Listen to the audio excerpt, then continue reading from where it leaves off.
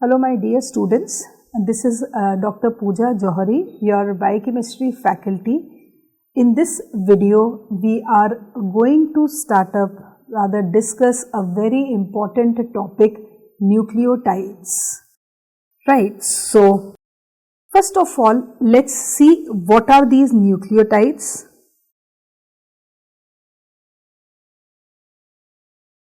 Because whenever we talk about anything, we always talk about molecular biology, we always talk about the genetic expression, what are the genes, these all will come under mol bio. So nucleotide is just a basic unit.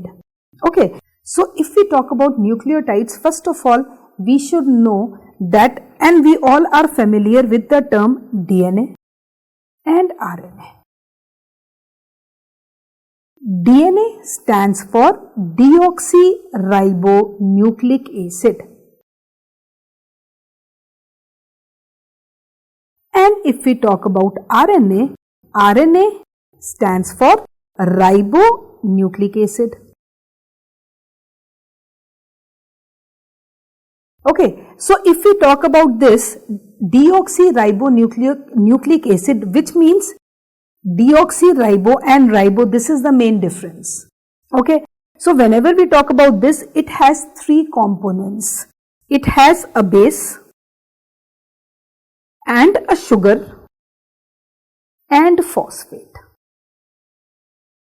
So if three things are there, we can say 1, 2 and 3. If three things are there, we call it as a nucleotide.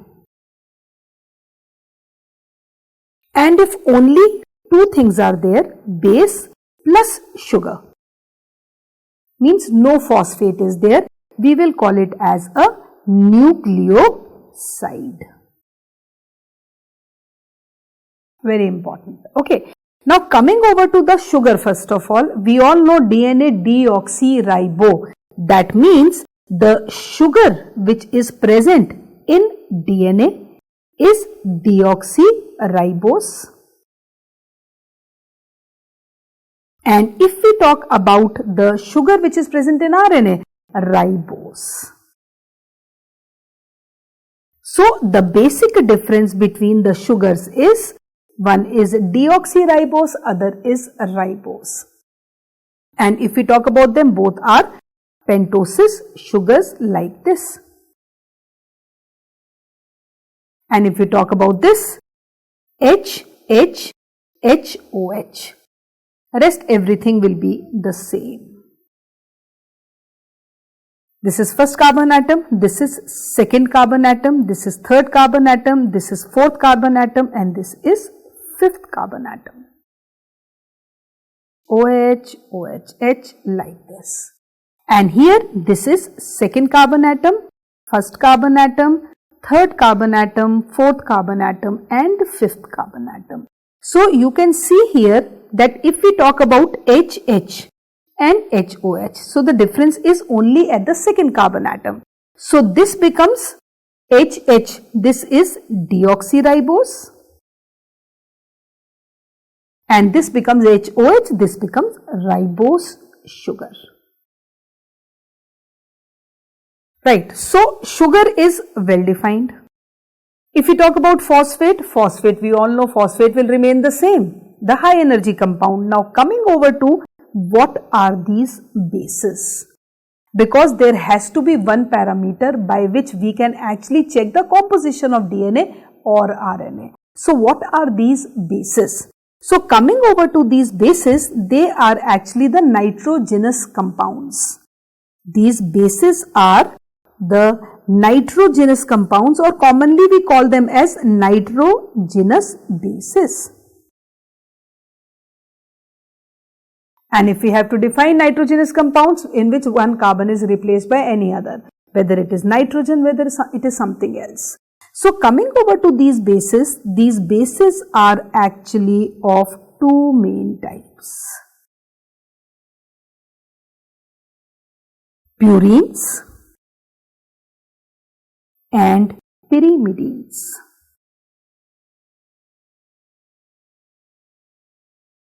Right. Now, if we talk about purines, purines are actually N9 glycosides. And pyrimidines are N1 glycosides. Right.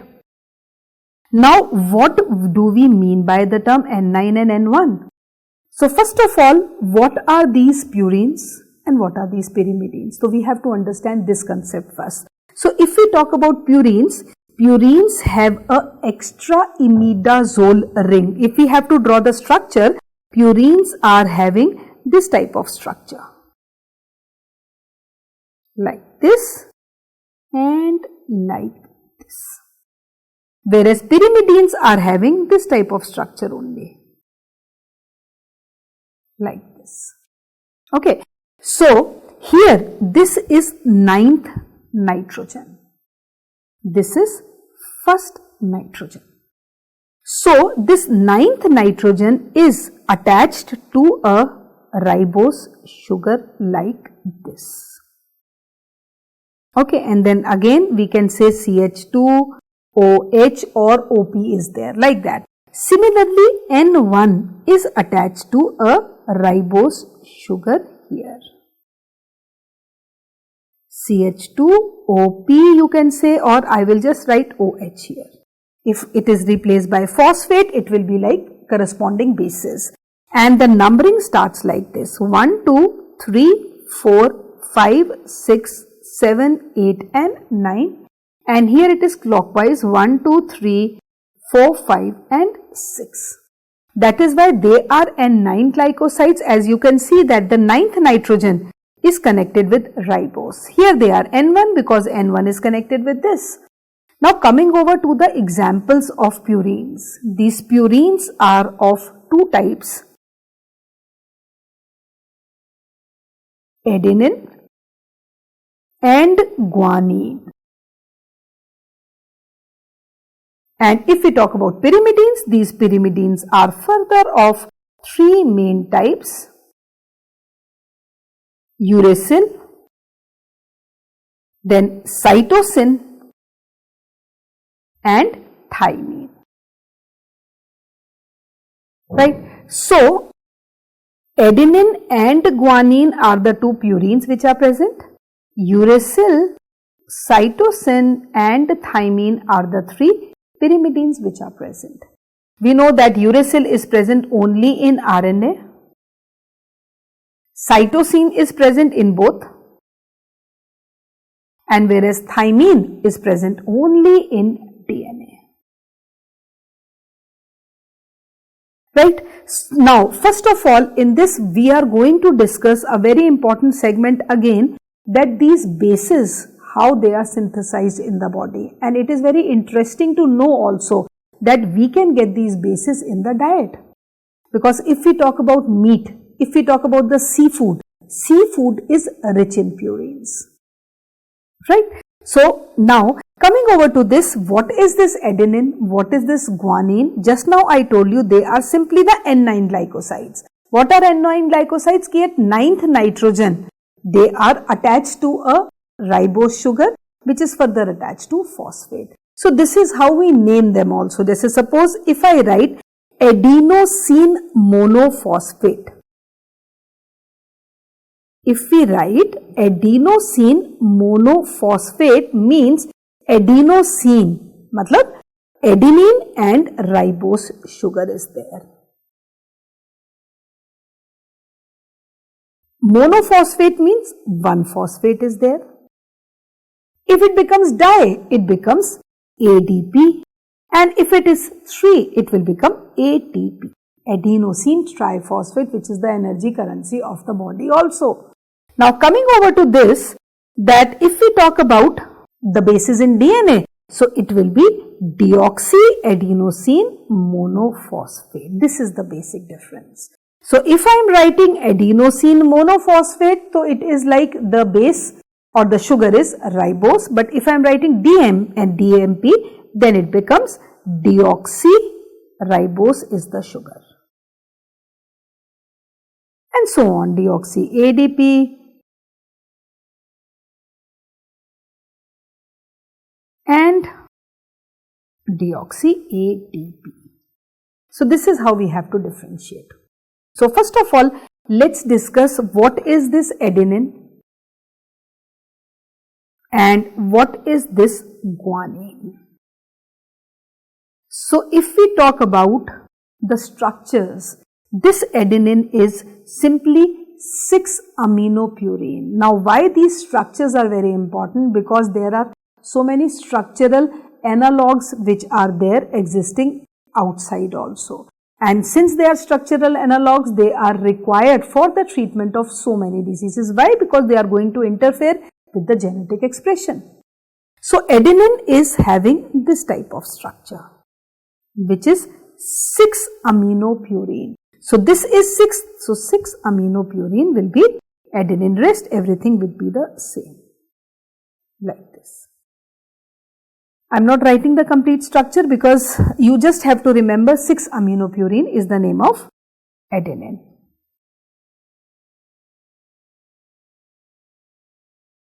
Then comes guanine. Guanine again an extra, and here you can say it is attached to, like just now I showed you. Then guanine is 2-amino-6-oxopurine. 2 because 1, 2, 3, 4, 5, 6, 7, 8 and 9. So here 2-amino-6-oxopurine becomes guanine. 2-amino-6-oxopurine. Now coming over to this, the most important part which you should know is that these bases, no doubt we get them from the diet, but they are synthesized also in the body. So if we talk about purines, first thing is that we get them from the diet. And I told you diet also, just suppose if we are non-vegetarians, so meat is the richest source of purines. Similarly, the seafood, they are rich in purines. This is one source. Second is these purines are synthesized in the body by a de novo pathway and salvage pathway. So second is these purines are synthesized by de novo and salvage pathway.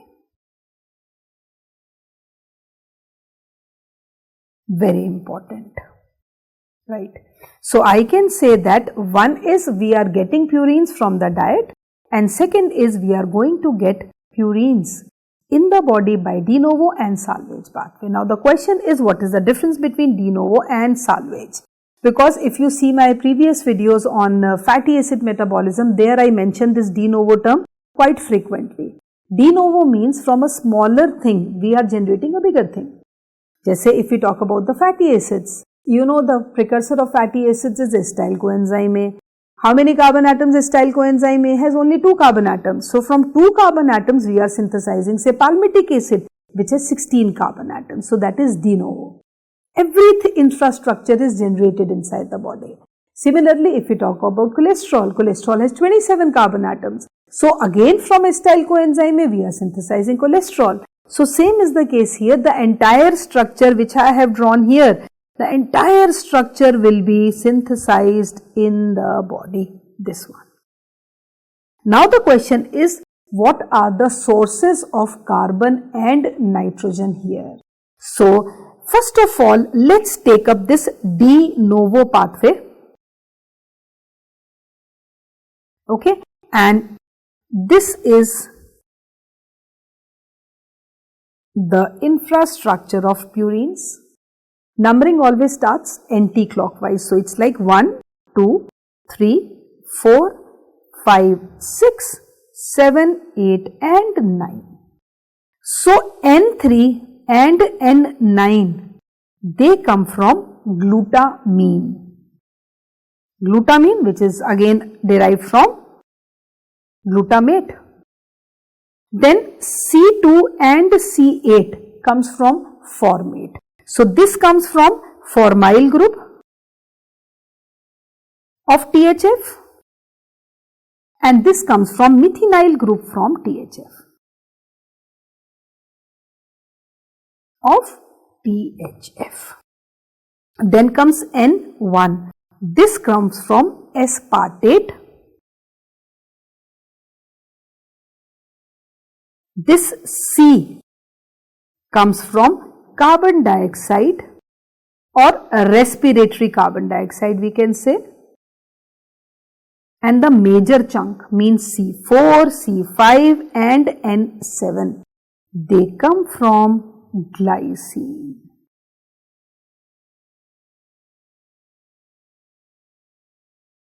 Right. So this is the source of the synthesis of adenine and guanine by the combination of all these products or all these substrates. Now, first of all, what is the difference between de novo and salvage pathway? The basic difference is that de novo pathway is there in all the tissues except our brain, RBCs, leukocytes and bone marrow. So, de novo pathway will take place in all except brain that I am going to write. So, there salvage pathway will be operative. Okay, so first of all you have to just understand the difference between these two pathways. So, let us take de novo pathway first.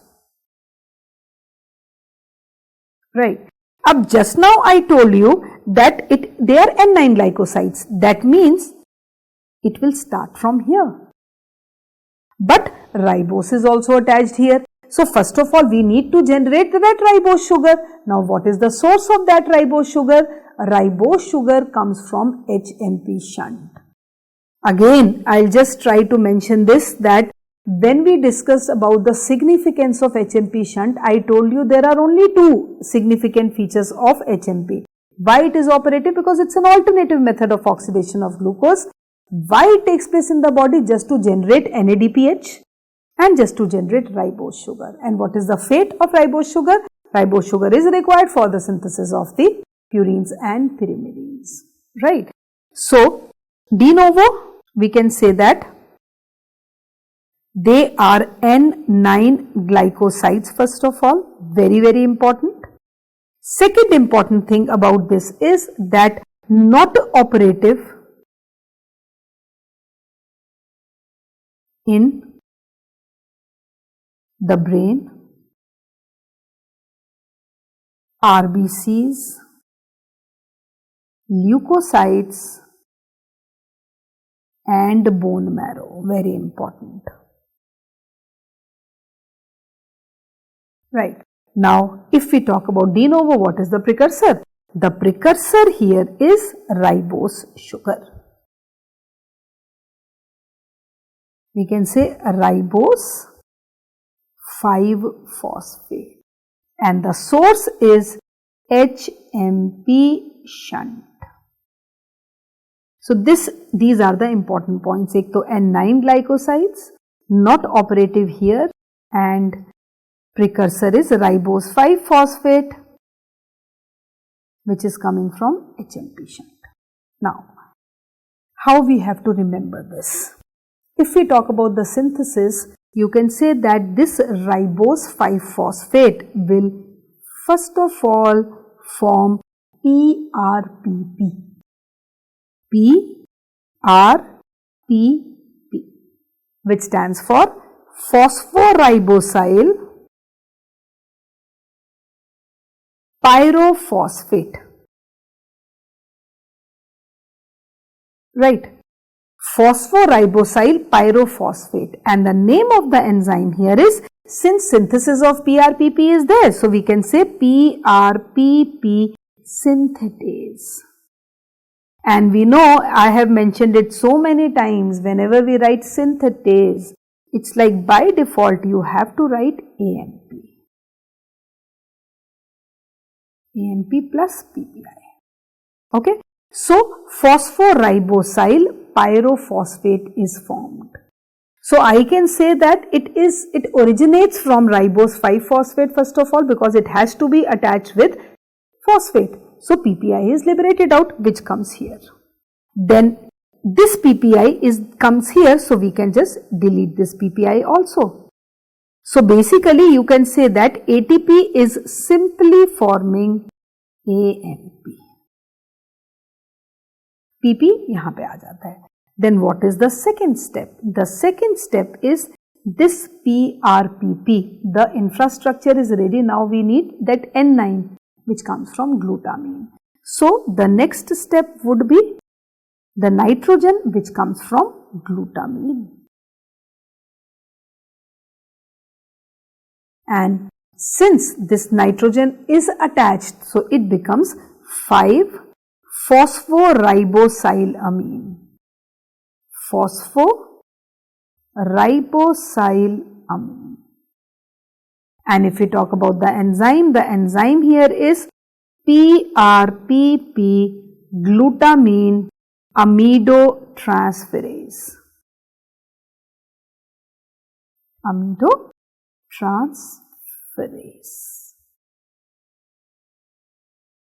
Then 5-ribosylamine is produced, and then you can say then formyl group will come, glycine will come, carbon dioxide will come, aspartate will come, and slowly the entire that infrastructure will be generated, which we refer to as inosine monophosphate. Various steps are there like this, several steps.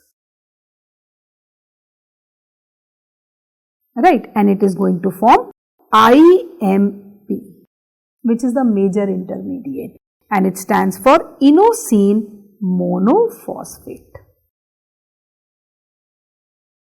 Now this IMP will undergo the synthesis of adenine and guanine. So here what happens is aspartate will come, and here glutamine will come. Right? So aspartate is going to form adenosine monophosphate, and glutamine will form guanosine monophosphate. So this is how purines are synthesized by de novo pathway. Very simple. We can say that the precursor here is simple ribose 5-phosphate. This ribose 5-phosphate undergoes phosphoribosylation, forming phosphoribosyl pyrophosphate in the presence of PRPP synthetase. Then this forms 5-phosphoribosylamine because that 9th nitrogen is coming, and then comes the IMP, which is the major intermediate forming AMP and GMP. So this is the synthesis of purines by de novo pathway, where we are generating the entire structure. You don't need to remember the entire structure, but yes, always I have told you in biochemistry, regulation is very important. If you cannot understand, if you cannot remember regulation, there is no point studying that. Okay, so these are the regulatory ones. Now coming over to this, again, what is the regulation? Yeah, how this de novo pathway is regulated. So if we talk about the regulation, always remember simple feedback inhibition first of all. So what is this feedback inhibition? We all know that feedback, or it is also known as product inhibition.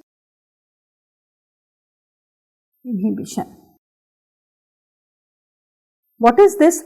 Increased concentration of AMP or increased concentration of GMP will inhibit this enzyme, or they can inhibit this enzyme.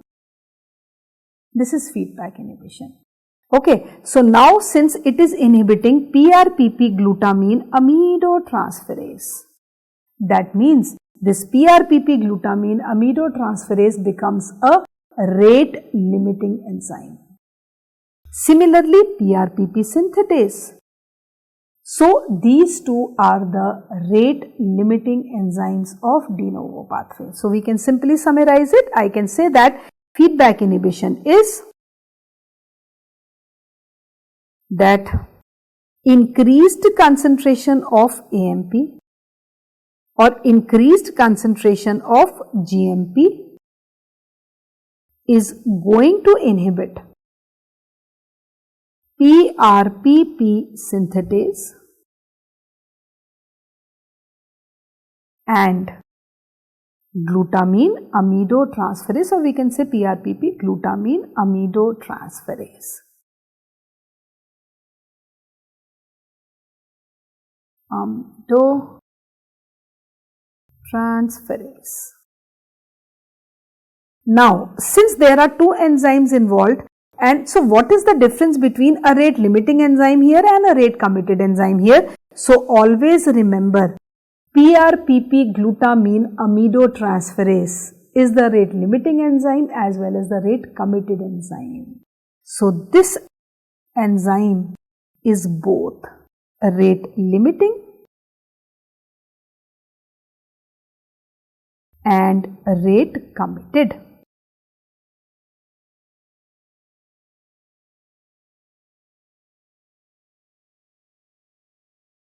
Very important. So, I can say that PRPP glutamine amidotransferase is the rate limiting enzyme as well as the rate committed enzyme. Now, the question is, why PRPP synthetase cannot be rate committed? Because PRPP is required for the synthesis of other compounds also.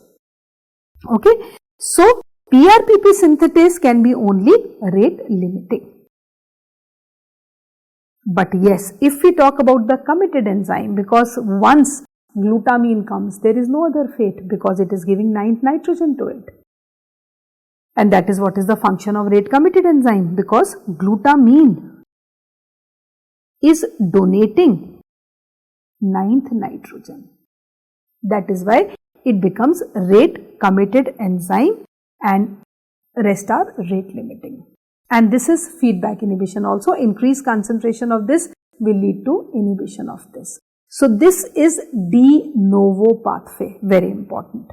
Then second pathway, if we talk about second pathway, is salvage pathway. Now, what is the significance of this salvage pathway? First of all, this is operative only in the brain,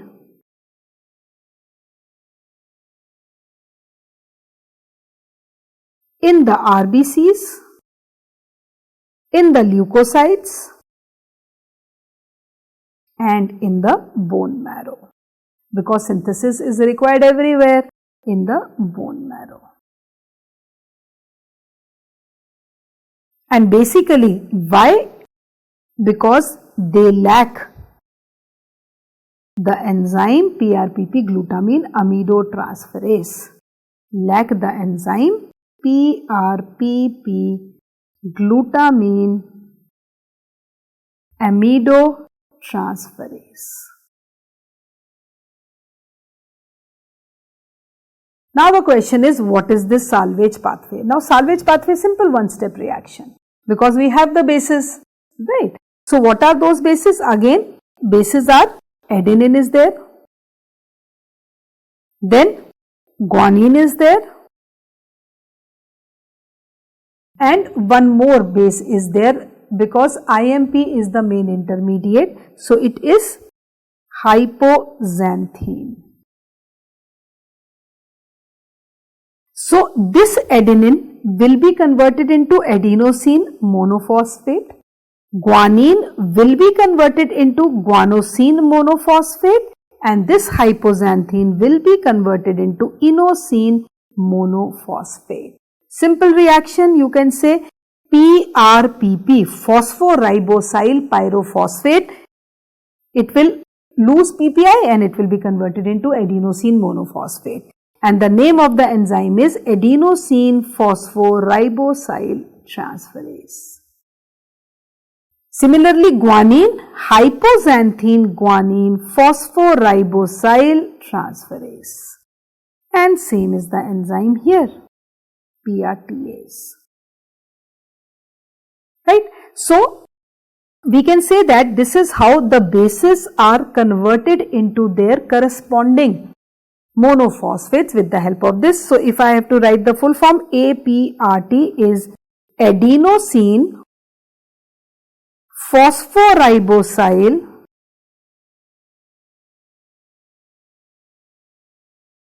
transferase, and HGPRT hypoxanthine-guanine phosphoribosyltransferase, and so on.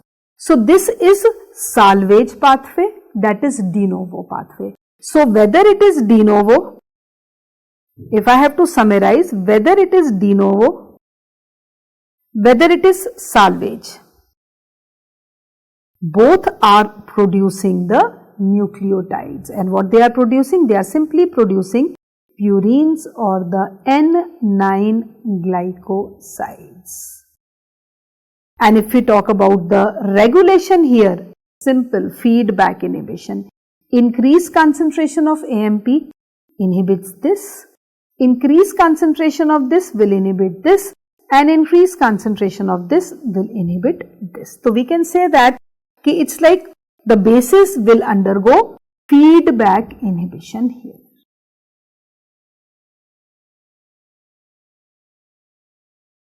Right. So this is just the synthesis of the nucleotides, and that too purines. So in this video we have just discussed about the synthesis, or I would say anabolism